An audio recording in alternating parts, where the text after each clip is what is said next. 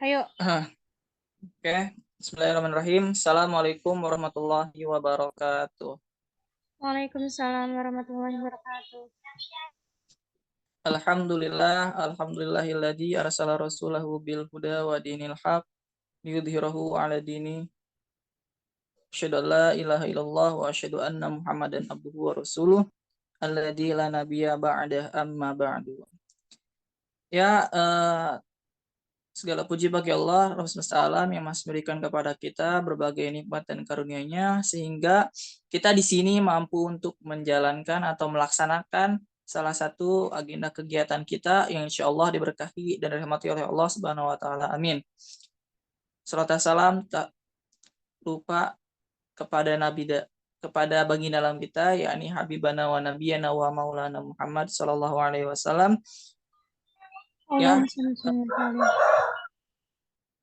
Ya, para hadirin sekalian, teman-teman yang ada di sini, insya Allah di sini saya akan menjadi MC yang akan mengatur keberjalanan forum kita pada kali ini. Ya, saya Muhammad Rizal Arif di sini sebagai moderator. Ya, kemudian nanti akan ada saudara Muhammad Nurcholis, ya,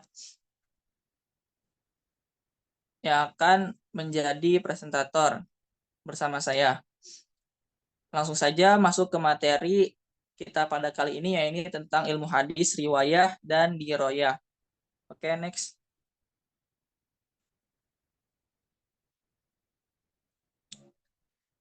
Oke, pertama pengertian ilmu hadis. Ya, ilmu hadis al-qaidu al-mu'arrifatu bihalir rawi wal marwi. Ilmu hadis adalah kaidah-kaidah yang mengetahui keadaan perawi yang direwayatkan. Ya, jadi penjelasannya di sini adalah ilmu hadis adalah kaidah-kaidah yang mengetahui keadaan perawi yang diriwayatkannya.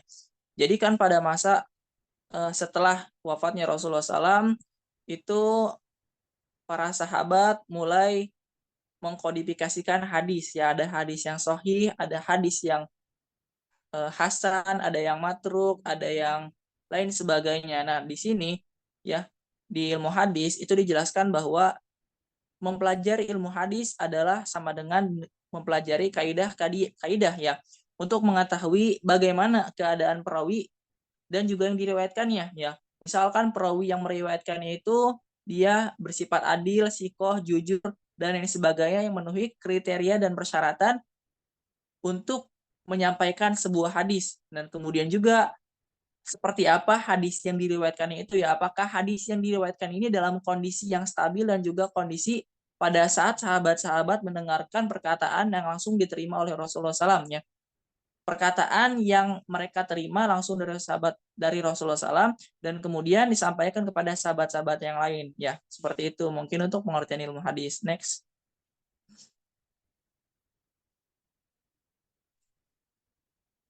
Ya, kemudian lanjut. Siapa itu perawi? Ya, pertama kita harus mengetahui, kan tadi telah dibahas bahwasanya ilmu hadis adalah ilmu-ilmu yang mempelajari tentang kaidah untuk mengetahui bagaimana keadaan perawi dan juga hadis yang diriwayatkannya. Maka tentunya kita di sini harus mengetahui bahwa siapa itu perawi ya. Kemudian dibahas di sini perawi itu adalah orang-orang yang membawa ya menerima dan menyampaikan berita dari Nabi ya. Sebagaimana yang tadi di awal telah saya sebutkan bahwa perawi itu dia bukan hanya sekedar membawa atau menerima hadis-hadis dari Rasulullah SAW, tetapi beliau juga nantinya akan menyampaikan ya hadis yang diterimanya kemudian disampaikan kepada orang lain banyak. Ya, misal pada saat Rasulullah SAW sedang mengadakan sebuah diskusi dan juga sedang mengadakan sebuah forum ya, di mana pada saat itu Rasul menceritakan atau memberitahu kepada sahabat tentang perihal-perihal Islam. Kemudian para sahabat di sana yang ada dan juga yang hadir itu mendengarkan perkataan dan juga perbuatan yang dilakukan oleh Nabi sallallahu alaihi wasallam, yang kemudian nantinya ketika sudah keluar dari forum, mereka bukan hanya sekedar menerima dan juga menangkap apa yang ada atau menangkap apa yang Rasulullah SAW berikan, tapi mereka juga menyampaikan lagi kepada orang lain ya. Namun pada saat zaman Rasulullah SAW para sahabat ini mereka tidak langsung menyampaikan, akan tetapi hanya diingat-ingat saja. Karena pada saat itu yang hanya boleh ditulis atau dibukukan adalah Al-Quran. Karena ditakutkan dan dikhawatirkan Al-Quran akan bercampur dengan hadis. Ya, jadi nanti akan ada masa pengkodifikasian dan juga pengklasifikasian hadis. Nah, itu ya perawi. Kemudian itu apa itu marwi? Nah, marwi ini adalah isi berita yang diriwayatkan atau matannya. Jadi isi daripada perkataan yang Rasulullah SAW berikan itu adalah marwiyah atau matannya. Jadi misal nih Rasulullah SAW menyampaikan sebuah hadis. Nah, apa yang ada di dalamnya itu atau urgensi dari perihal yang disampaikan Rasulullah SAW itu disebut hadis atau disebut matan hadisnya ya, marwinya. Next.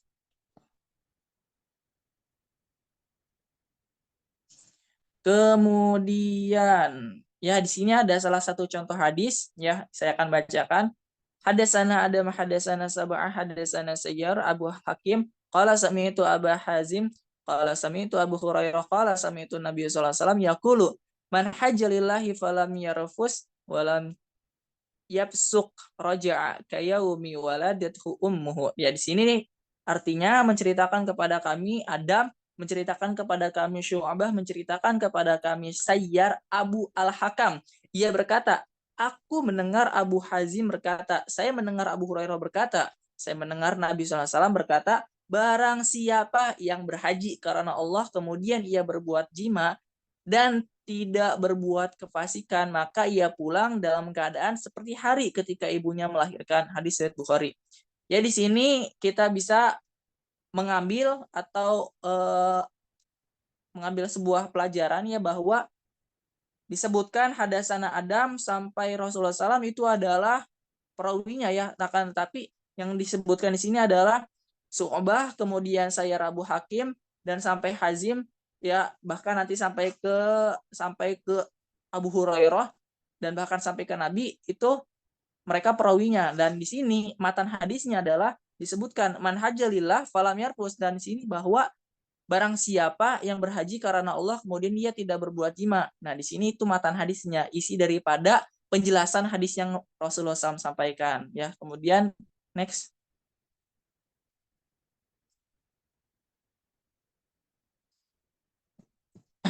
Ya, tadi juga telah disebutkan manhajalillahi falam yarfus sampai waladuhu ummuhu, itu matanya. Kemudian dari Nabi sallallahu alaihi wasallam disampaikan kepada Abu Hurairah, ke bawahnya lagi ada Abu Hazim, ada Sayyar Abu Hakim, Syu'bah, Adam, sampai Abu Khori, itu adalah sanadnya ya. Jadi sanad itu bersambung sampai Rasulullah SAW. Jadi tidak bisa hadis disampaikan kecuali itu hadisnya itu harus sampai kepada Rasulullah SAW. Karena kalau ketika hadis itu terputus, maka hadis itu bisa saja nanti termasuk kepada golongan matruk ya. Nanti itu akan dibahas. Matruk itu jadi hadis-hadis yang ditinggalkan, hadis-hadis yang sanadnya tidak sampai kepada Rasulullah SAW. Begitu kurang lebih. Next. Kemudian ada di sini kita akan membahas tentang ilmu hadis. Oke, baik, waktu tinggal 10 menit, kita lanjutkan terlebih dahulu ya. Ya, tentang ilmu hadis. Ilmu hadis di sini ada sanad dan juga matan. Pembagian ilmu hadis. Pertama ada hadis riwayah dan juga ada hadis diroyah.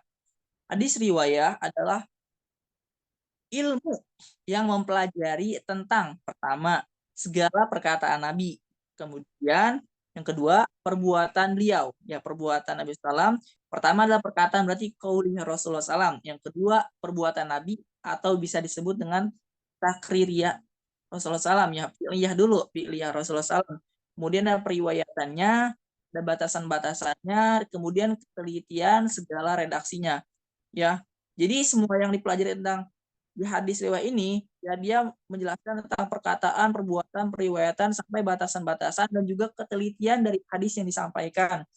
Kemudian ada objek yang dibahas atau objek pembahasannya adalah tentang diri Nabi Sallam ya. Seperti itu. Itu untuk ya.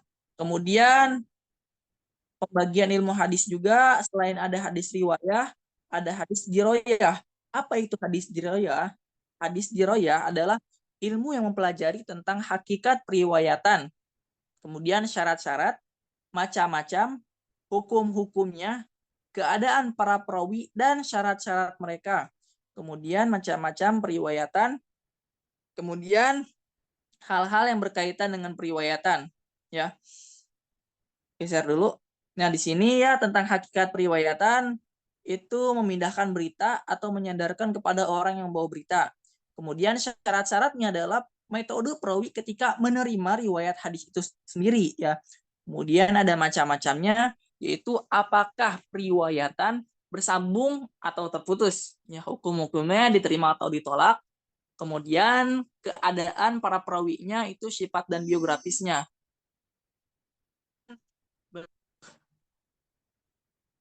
Bentuk pembukuannya itu bisa kita lihat ya dari macam-macam periwayatan. Kemudian juga ada hal-hal yang berkaitan dengan periwayatan, baik itu istilah-istilah dalam hadis. Ya, kemudian next.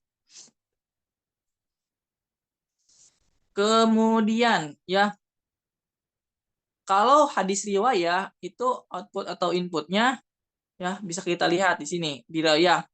Dari objek pembahasan, kemudian ada penelitian sanad dan matan, ada kualitas hadisnya ya, hadis tersebut baik nanti diterima atau ditolak, yaitu ya yang dibahas nanti ketika kita membedah atau mempelajari dan juga mendalami ilmu hadis ya. Next.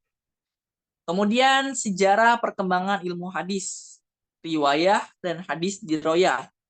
Pertama, ada hadis riwayah ya pada periode Nabi SAW itu ada larangan menulis hadis karena khawatir bercampur dengan Al-Quran yang tadi disebutkan bahwa ketika nanti pada saat Rasulullah SAW itu hadis tidak boleh ditulis ya karena dikhawatirkan akan bercampur dengan Al-Quran. Akan tetapi kalau misalkan hadis diroyah itu telah ada dasar-dasar ilmu hadisnya, yaitu dalam Quran Surat Al-Hujurat ayat 6 dan Al-Baqarah ayat 282. Di hadis riwayah itu dilarang dan kebolehan menulis itu bersifat kondisional ya. Kemudian para sahabat juga memiliki catatan hadis koleksi pribadi. Jadi tidak boleh disebarluaskan secara umum terlebih dahulu pada saat zaman Nabi SAW. Dikhawatirkan hadis dan Al-Quran itu nanti bercampur dan akan terjadi konflik itu atau sebuah masalah kalau misalkan hadis dan Al-Quran itu disatukan. Next. Kemudian sejarah perkembangan ilmu hadis, riwayah dan juga hadis riwayah ya. Pada periode sahabat. Jadi setelah periode Nabi SAW, lanjut kepada periode sahabat, hadis riwayah disebut dengan masa pembatasan periwayatan atau taklil riwayah dengan mensyaratkan sumpah dan saksi bagi orang yang menyampaikan hadis. Akibat maraknya hadis ya, akibat maraknya hadis palsu nih. Akibat maraknya hadis palsu, kemudian terjadilah konflik-konflik dan juga permasalahan yang terjadi. Ya, sedangkan pada hadis diroyah itu timbul secara lisan. Jadi hadis diroyah itu disampaikan secara lisan dan juga periwayatannya harus disertai dengan saksi, bersumpah dengan sanad ya, bersumpah dan juga sanadnya jelas seperti itu. Kemudian bawah next ya, sejarah perkembangan ilmu hadis juga pada masa tabi'in. Pertama pada masa diroyah ya, hadis ditulis dan dibukukan secara resmi atas perintah Khalifah Umar bin Abdul Aziz. Kemudian tokoh ulama yang melakukannya adalah ilmu Syihab Az-Zuhri. Kemudian model-model kitab hadis yang muncul adalah Muwatta, Musannad, Musnad, dan penulisan hadisnya masih bercampur dengan perkataan dan fatwa sahabat. Sedangkan hadis diroyah perkembangannya pada masa tabi'in adalah timbul secara tertulis tetapi belum terpisah dengan ilmu lain ya. Penulisan ilmu hadis bergabung dengan ilmu fikih dan usul fikih seperti kitab dan Ar-Risalah karya Imam Syafi'i. Oke, next.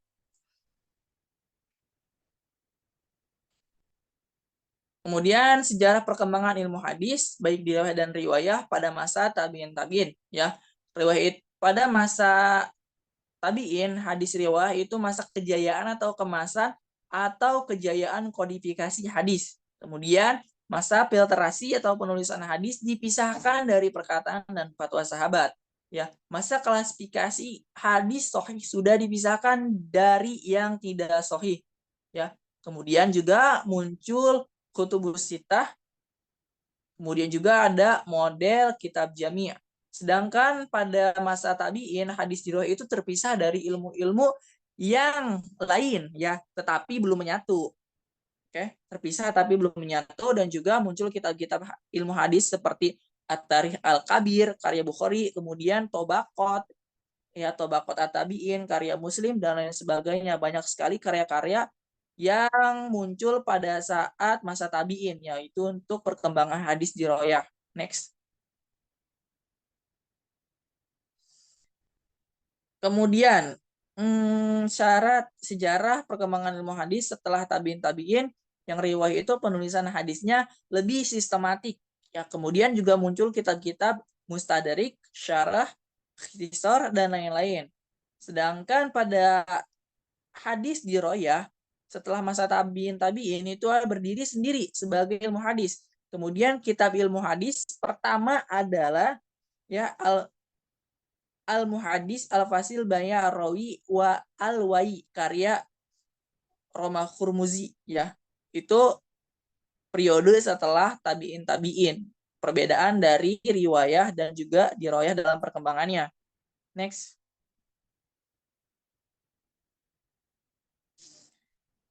Ya mungkin sekian teman-teman sekalian perkembangan dan juga perbedaan daripada hadis riwayah dan juga diroyah yang dapat kami sampaikan. Ya, barangkali ada yang ingin dipertanyakan, saya persilakan. Akan tetapi meninjau waktu, untuk waktu berapa menit lagi? Oke, baik.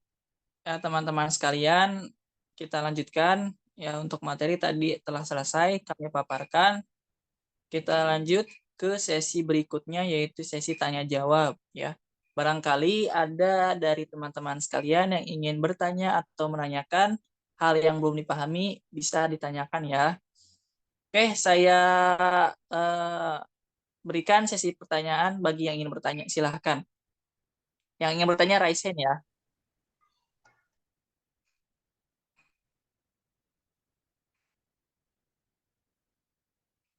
Oke, baik. Ramadhani ingin bertanya apa? Oke Kak, baik. Kapan periode tabiin berakhir? Sekian, terima kasih. Oke, baik. Saya terima. Ditampung terlebih dahulu ya. Baik, siapa lagi yang ingin bertanya? Kak, Oke, baik. Aceng, ingin bertanya apa, Aceng? Assalamualaikum warahmatullahi wabarakatuh. Izin bertanya, Kak, Ya, apa sih pentingnya bagi kita untuk belajar ilmu hadis? Terima kasih, Kak. oke, baik. Terima kasih atas pertanyaannya dari Ramadhani dan Aceng. Ya, di sini saya tutup terlebih dahulu ya dua pertanyaan dan akan dijawab. Yang pertama dari saudara Ramadhani yang bertanya kapan masa tabiin berakhir ya. Di sini saya jawab bahwa masa tabiin ya itu dimulai sejak wafatnya sahabat Nabi terakhir, yaitu Abu Tufail Al-Aisi ya pada tahun 100 Hijriah atau pada tahun 735 Masehi. Itu awal ya tabiin dimulai. Jadi masa tabiin itu dimulai sejak wafatnya sahabat Nabi terakhir, yaitu At-Tufail Al-Aisi, yaitu di Mekah.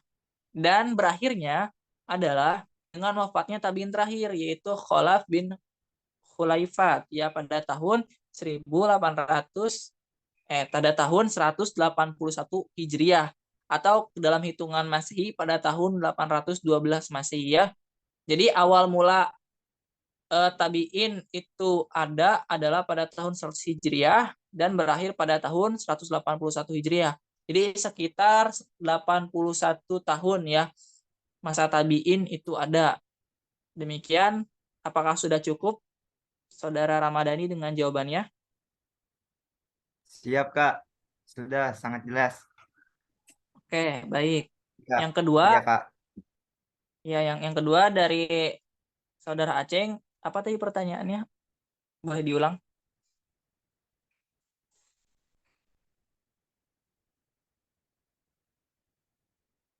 Untuk saudara Aceng, boleh diulang dari pertanyaannya?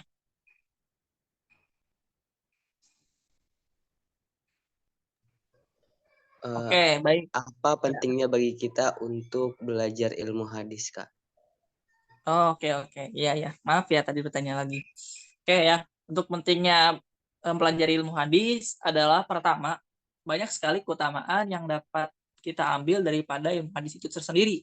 Ya, dengan mempelajari ilmu hadis, kita dapat mengetahui istilah-istilah yang disepakati para ulama hadis dalam hadis. Ya, jadi dengan kita mempelajari nih ilmu hadis, kan sebelumnya kita nggak tahu ya istilah-istilah yang disepakati oleh para ulama itu seperti apa. Dan kita nggak tahu tuh apa saja hal-hal yang terdapat dalam ilmu hadis. Itu pertama kita bisa mengetahuinya. Kemudian yang kedua, kita juga dapat mengenal nilai-nilai dan kriteria hadis. Mana hadis yang baik dan juga mana hadis yang kurang baik. Atau kita bisa membedakan mana yang hadis dan juga mana yang bukan hadis, seperti itu. Ya, karena ketika kita tidak mengenal apa itu hadis, kita hanya menerima mentahnya saja. Ya, kita mendengar perkataan orang lain dengan bahasa Arab dan kemudian kita menganggapnya itu sebuah hadis. Jadi dengan kita mempelajari hadis itu kita dapat mengenal ya nilai-nilai yang terkandung dalam ilmu hadis itu sendiri. Jadi kita bisa membedakan lah ini hadis atau bukan sih, atau ini hadis seperti apa dan hadisnya masuk ke golongan mana. Jadi kita dapat mengenal ya. Kemudian yang ketiga, dengan mempelajari ilmu hadis, kita dapat mengetahui kaidah-kaidah yang disepakati para ulama ya dalam menilai, kemudian dalam menyaring dan juga mengklasifikasikan hadisnya ya, baik itu dari segi kuantitas maupun kualitas sanadnya dan juga matan yang ada di dalam hadis tersebut, sehingga ya dapat menyimpulkan gitu mana hadis yang bisa diterima dan mana hadis yang ditolak. Jadi kita nih supaya tahu mana hadis yang diterima dan mana hadis yang ditolak itu kita harus belajar ilmu hadis. Karena ketika kita tidak mengetahuinya kita hanya bisa menebak-nebak saja gitu, hanya samar gitu. Atau menganggap oh ini hadis nih, oh ini bukan. Nah, dengan adanya ilmu hadis, dengan kita mempelajari ilmu hadis, kita bisa tahu nih ini hadis yang diterima dan mana hadis yang ditolak.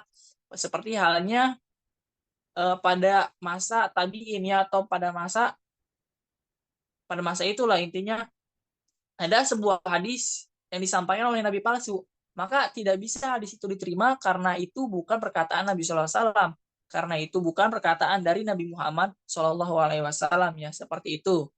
Kemudian juga yang keempat, dengan mempelajari ilmu hadis kita dapat mengetahui usaha-usaha dan jerih payah yang ditempuh oleh para ulama ya dalam menerima dan menyampaikan periwayatan hadis dalam mengkodifikasikannya ke dalam berbagai kitab hadis ya. Nah, jadi di sini nih dengan pelajari ilmu hadis itu kita dapat mengetahui usaha-usaha dan jerih payah yang ditempuh para ulama. Pada masa dulu ya, ulama itu ketika dia ingin pelajari satu hadis, dia itu harus bepergian dan juga menjadi mu'alaf dan menjadi musafir ya, maaf, menjadi musafir berpergian luar kota itu hanya untuk mendalami dan mempelajari satu hadis. Jadi usaha dan upaya para ulama untuk mendapatkan ilmu ya, ilmu hadis ini sangatlah susah prosesnya, sangat juga jerih payah yang dilakukan para ulama itu sangatlah keras gitu ya. Jadi kita bisa mengetahui lah dengan adanya ilmu hadis ini nanti kita belajar rijalul hadis ya, yang dimana di dalamnya mempelajari tentang orang-orang yang menempuh dan juga mempelajari ilmu hadis dengan baik dan benar sampai kepada Rasulullah SAW ya. Sanadnya itu tersambung ya. Dan juga usaha mereka untuk menjaga dirinya itu benar-benar sangat harus diapresiasi ya, seperti itu. Begitu. Kemudian yang kelima, dengan mempelajari ilmu hadis, kita dapat mengenal tokoh-tokoh ilmu hadis, baik diroyah maupun riwayah ya. Yang tadi telah kami sampaikan juga dalam materi bahwa kita bisa mengenal tokoh-tokoh ilmu hadis, ya baik itu dalam hadis riwayah maupun juga diroyah. Salah satunya yang terkenal adalah ya tadi disebutkan dalam kitab Asy-Syafi'i ya, Imam Syafi'i.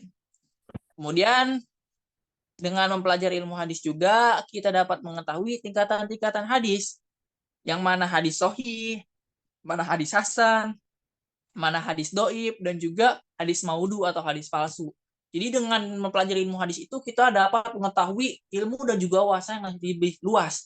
Kita dapat membuka cakrawala kita ya, kita dapat membuka pikiran kita dengan lebih lebar dan lebih luas, bahwasanya ilmu hadis itu sangat-sangatlah penting ya. Jadi kita mempelajari hadis itu kita bisa mengetahui segala macam hal-hal tentang hadis ya, baik itu dari hadis sahihnya, kemudian hadis hasannya, hadis doib, dan juga hadis maudunya, sehingga kita tidak salah dalam mengambil keputusan dan juga menyampaikan sebuah hadis.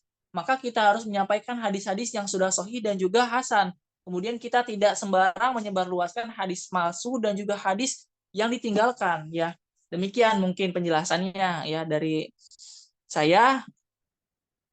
Mungkin demikian ya presentasi yang dapat kita lakukan.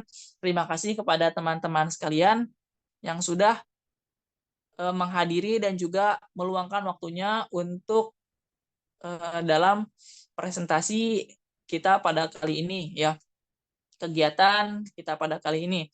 Ya, terima kasih kepada Saudara Aceng ya, yang telah bertanya, dan juga Saudara Ramadhani.